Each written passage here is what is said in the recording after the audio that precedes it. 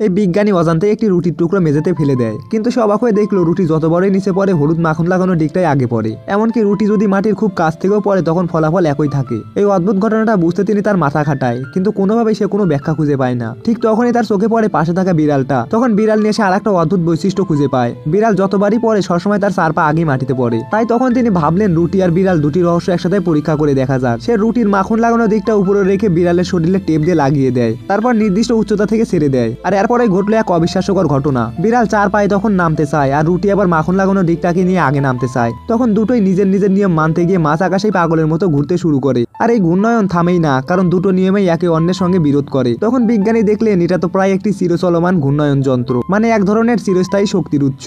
তখন সে সাবধানে পুরো ঘূর্ণয়মান জিনিসটাকে তুলে সরাসরি ভরে দিলেন একটি বৈদ্যুতিক জেনারেটরের ভিতর। আর দেখা গেল যা একটু আগে পর্যন্ত দুর্বল আলো দিচ্ছিল সেই জেনারেটর মুহূর্তেই প্রচন্ড শক্তিশালী আলো দিতে শুরু করে। এরপর তো পুরো শহরে আলোয় ঝলমল করে ওঠে আর মানুষেরা প্রথমবারের মতো বিদ্যুৎ স্বাধীনতা পায়।